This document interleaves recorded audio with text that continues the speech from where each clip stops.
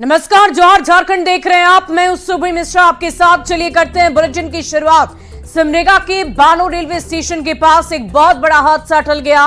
Rail side पर rail line की construction का काम लगातार चल रहा था। वहां ट्रैक्टर ट्रॉली खड़ी थी और तभी वहां से गुजर रही Barauni Mangaluru special train full speed से वहां से गुजर रही थी। सिग्नल क्लियर था और इसीलिए ट्रेन बिना रुके दौड़ती रही और तभी ट्रेन के लोको पायलट की नजर प्लेटफॉर्म पर पड़ गई और प्लेटफॉर्म पर खड़े ट्रैक्टर ट्रॉली पर पड़ी। जब तक इमरजेंसी ब्रेक लगाया जाता तब तक ट्रेन के इंजन ने ट्रैक्टर ट्रॉली को टक्कर मार दी और इसके बाद चलती ट्रॉली टूटकर प्लेटफॉर्म नंबर 3 पर जा गिरा और बहुत बड़ा हादसा टल गया। हादसे में सभी यात्री सुरक्षित हैं। करीब 1 घंटे बाद ट्रेन यहां से रवाना हुई है।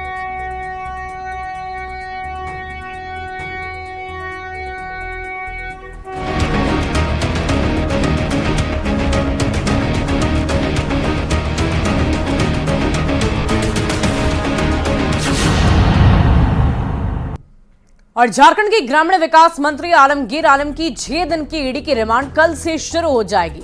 पीएमएलए कोर्ट में पेशी के बाद उन्हें बिरसा मुंडा सेंट्रल जेल ले जाया गया। उनकी आज की रात जेल में ही कटेगी।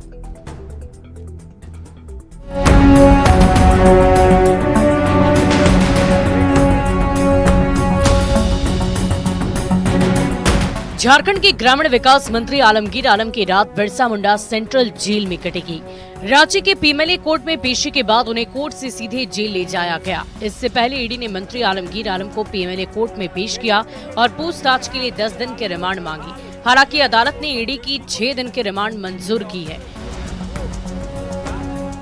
कितने रिमांड मिला सर? 6 दिन। क्या बहस किया सर? क्या सर प्लीज अभी आर्गुमेंट नहीं है। जो ग्राउंड्स ऑफ अरेस्ट था वो सारा बात बता दिया गया है। जज साहब को नोट करा दिया गया है। जज साहब केवल बोले कि 6 दिन के लिए रिमांड में परमिट करते हैं। ईडी के बुलावे पर मंत्री आलमगीर आलम बुधवार को लगातार दूसरे दिन प्रवर्तन निदेशालय के दफ्तर गए थे। वहां कई घंटे की पूछताछ के बाद उन्हें गिरफ्तार कर लिया गया था। उनकी बुधवार की रात ईडी दफ्तर में कटी। अगले दिन ईडी दफ्तर से पीएमएलए कोर्ट ले जाया गया। 6 दिन के रिमांड मंजूर होने पर उन्हें जेल भेज दिया गया। उनकी रिमांड अवधि शुक्रवार को शुरू होगी। ईडी ने कोर्ट को कई दस्तावेज सौंपे और इसमें करोड़ों रुपए के कमीशन का ब्यौरा देते हुए बताया गया कि कैसे घूस की रकम अफसर से लेकर नेताओं तक पहुंचती थी।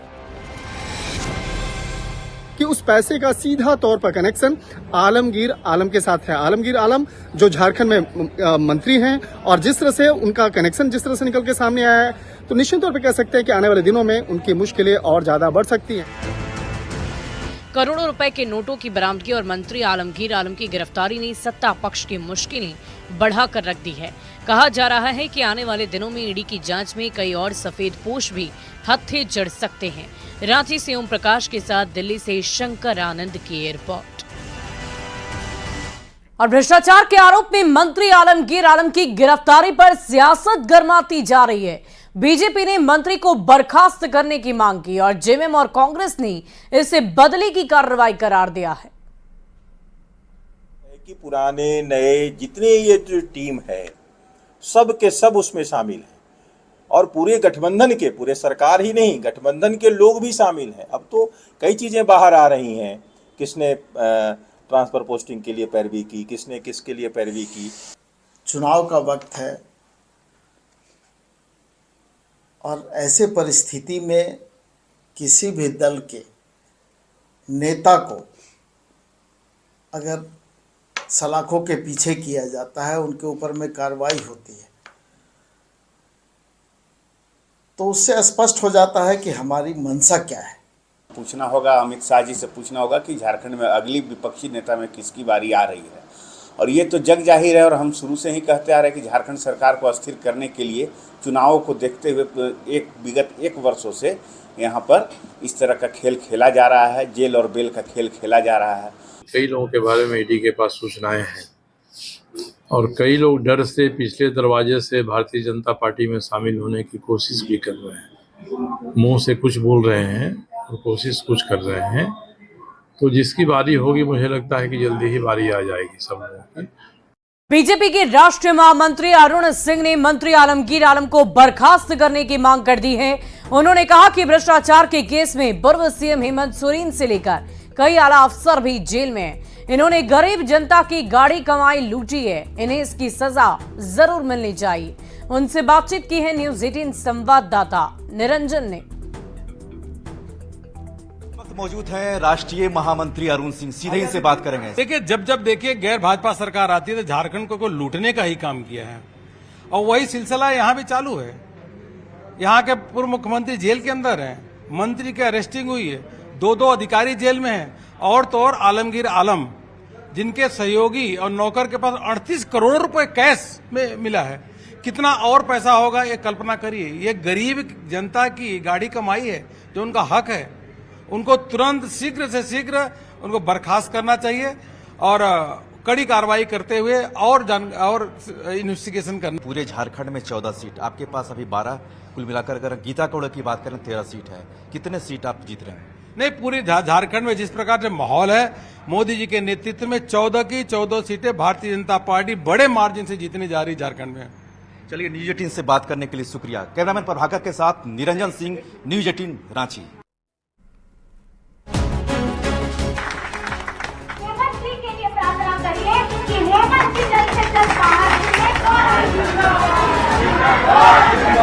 बीस तारीख को वोट करना है और वोट करने के लिए आपको तीर धनुष का बटन दबाना है। और गिरिडीह की गांडे में जेएमएम उम्मीदवार कल्पना सोरेन ने चुनावी सभा की है। फेयर प्राइस डीलर एसोसिएशन की एक बैठक में उन्होंने कहा कि उनके पति हेमंत सोरेन को झूठे केस में जेल भेज दिया गया है, पर वो दिन जल्द आएगा जब हेमंत सोरेन जेल से बाहर होंगे और जनता की सेवा में एक बार फिर से जुट जाएंगे। आप लोग भी अपने पूजा अर्चना में, दुआओं में हेमंत जी के लिए प्रार्थना करिए कि हेमंत जी जल्द से जल्द बाहर निकले। और ये जो चुनाव चल रहा है, जो आज हेमंत जी को आपकी आंखें ढूंढ रही है, आज एक प्रत्याशी के तौर पे यहाँ पे मैं कल्पना खड़ी हूँ, लेकिन मुझे पता है कि आपकी आंखें सिर्फ हेमंत सोरेन को ढूंढ रही है, आपकी आंखें अपने भाई को ढूंढ रही है, आपकी आंखें अपने दादा को ढूंढ रही है, आपकी अपनी आंखें अपने बेटा को ढूंढ रही है। खाद्य सुरक्षा अधिनियम के तहत जो मिल रहा है 5 किलो राशन, वो राशन भी मोदी जी की देन नहीं है, वो राशन कांग्रेस की देन है। खाद्य सुरक्षा अधिनियम 2013 में लागू हुआ था और मोदी जी क्रेडिट ले रहे हैं और सारा योजना, पुराना योजना का अपने नाम से वो कह रहे हैं कि मोदी जी ने दिया, भाजपा ने दिया।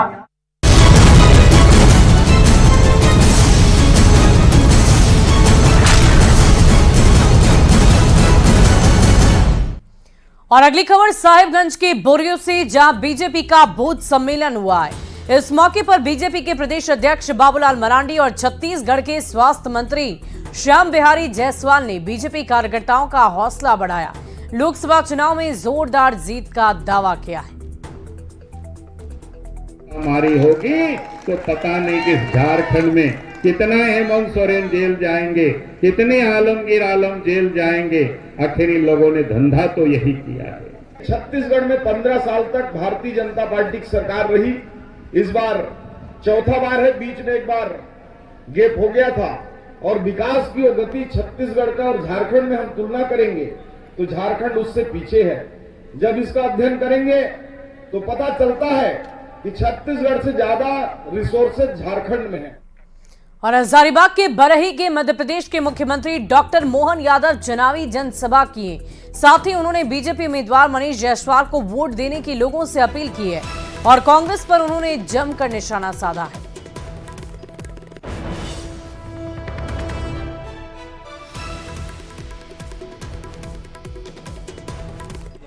चाहे नंबर 1 का हो या कल नंबर 2 का अंदर गया, हिसाब बराबर हुआ कि नहीं हुआ? कोई बचा है क्या? आप ताली बजा के बता सकते हो। नाम भले ही आप आलमगीर रख लो, लेकिन ये तो आपका चोरगिर है भाई, चोरगिर। आप चोरी करोगे तो जेल जाओगे, कोई बचाने वाला आपको नहीं मिलेगा। अमेरिका को झुकाया, पाकिस्तान को भिखारी बनाया, चीन की बोलती बंद की, विपक्ष को दंगा किया, गजवाने हिंद का सपना टूटा। और अगली खबर कोडरमा से, जहां पिपचो में पावर हाउस मैदान में मध्य प्रदेश के मुख्यमंत्री मोहन यादव ने चुनावी सभा की और बीजेपी उम्मीदवार अन्नपूर्णा देवी को वोट देने की अपील की। इस मौके पर उन्होंने विपक्षी दलों पर हमला बोला और बीजेपी को जिताने की लोगों से अपील की। माननीय मुख्यमंत्री जी, हम लोगों का सौभाग्य उन्हीं के साथ बोलते थे, अरे धारा 370 हटाना असंभव है, ये कांग्रेस के लोग कहते थे। और धारा 370 हटेगी तो देश में खून की नदियां बह जाएगी। अरे एक चिड़िया भी नहीं मरी, चिड़िया ये 56 इंच वाले ने झटके के साथ फ्री कर दी। ये कलेजा होता है। कोडरमा लोकसभा की जनता 20 तारीख को इसका जवाब देगी वोट के माध्यम से, और 4 जून को जब रिजल्ट आएगा तो ऐसे लोगों को करारा जवाब भी मिलेगा। और छत्तीसगढ़ में बीजेपी सरकार के मंत्री रामविचार नेताम ने झारखंड की सभी 14 सीट पर जीत का दावा किया है। नेताम गिरिडीह लोकसभा के चुनाव प्रभारी हैं और उन्हीं के साथ छत्तीसगढ़ के कई बीजेपी नेता झारखंड आए, जो झारखंड की हर एक सीट पर लगातार चुनाव प्रचार प्रसार कर रहे हैं। देखिए, जहां तक गिरिडीह लोकसभा क्षेत्र की बात है, वहां हमारे सहयोगी दल को वो सीट दिया गया है और जिनका व्यक्तिगत तौर पे हर बूथ में हर जगह उनकी एक अच्छी पहचान भी है और कार्यकर्ताओं की दृष्टि से भी एक बहुत बड़ा टीम है। उनके साथ भारतीय जनता पार्टी का भी टीम हर बूथ स्तर तक हमारे कार्यकर्ता लगे हैं। तो छत्तीसगढ़ के मंत्री रामविचार नेताम का दावा, झारखंड की 14 सीटों पर उन्होंने जीत का दावा किया है। और बढ़ते आगे, जमशेदपुर में झारखंड के मुख्यमंत्री चंपाई सोरेन गिरिडीह के लिए रवाना हुए। इस दौरान चंपाई सोरेन ने पीएम मोदी के दौरे पर कहा कि प्रधानमंत्री के झारखंड दौरे से कोई फर्क नहीं पड़ रहा, झारखंड की 14 सीट तो इंडिया अलायंस ही जीत रही। सभी तो आया खूंटी भी तो आया थे सब इंडिया गठबंधन में पूरा चारों के चारों जो चुनाव। कितना देख रहे हैं झारखंड में, कैसा रूप देख रहे हैं आप? पूरा 14 लोकसभा सीट 14 के 14 इंडिया गठबंधन का जीत सुनिश्चित है।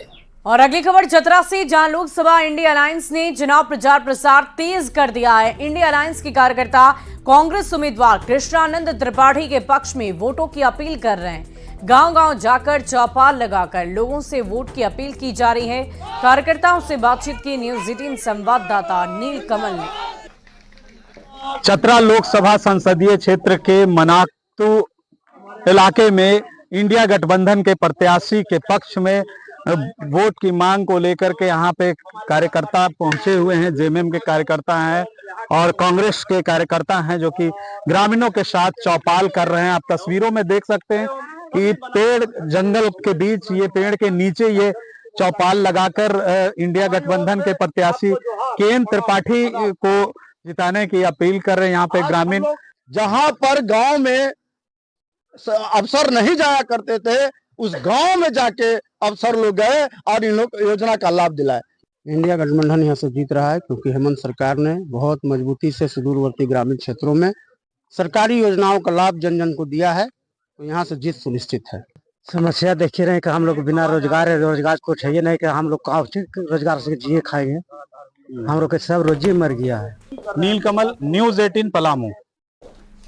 और इसी बीच आपको खबर धनबाद से बताएं, जहां बीजेपी उम्मीदवार ढुल्लू महतो ने बोकारो की धन डावर बस्ती में जनसंपर्क किया है, साथ ही जनता से जीत का आशीर्वाद मांगा। ढुल्लू महतो ने कहा कि पाकिस्तान जिंदाबाद के नारे लगाने वाले लोग कभी हिंदुस्तान का भला नहीं चाह सकते। सनातन धर्म, हिंदू धर्म को कमजोर करने के लिए एनडीए गठबंधन बना, नहीं तो जो आज पाकिस्तान के नारा लगाने वाले के साथ गठबंधन कर रहा है, वैसे लोग नारा लगाने वाले क्या हमारे देश के प्रति सोच सकते हैं क्या? वहीं झारखंड प्रदेश कांग्रेस अध्यक्ष राजेश ठाकुर ने कहा है कि धनबाद के बीजेपी उम्मीदवार ढुल्लू महतो की तो हार बिल्कुल तय। उन्होंने कहा कि कई बीजेपी नेता ढुल्लू महतो के चुनाव प्रचार से किनारा कर रहे हैं। कई नेताओं का दौरा रद्द हो गया और बीजेपी कार्यकर्ता भी बहुत निराश हैं। कि यहाँ के जो भारतीय जनता पार्टी के उच्च पदस्थ लीडर हैं उन लोगों ने उनसे दूरी बनाई हुई है। साथ ही साथ जो केंद्र के मंत्रियों का कार्यक्रम लगा था वो भी लगातार रद्द हो रहा है। इससे प्रतीत होता है कि अभी भी कुछ भारतीय जनता पार्टी के कार्यकर्ताओं और नेताओं में जमीर बचा हुआ है और वो लगातार इस बात का विरोध कर रहे हैं कि उम्मीदवार एक आपराधिक प्रवृत्ति का है और उस पे अपराध के कई मुकदमे दर्ज हैं। और यहाँ रुकेंगे एक छोटे से अंतराल के लिए। खबरें लगातार जारी है।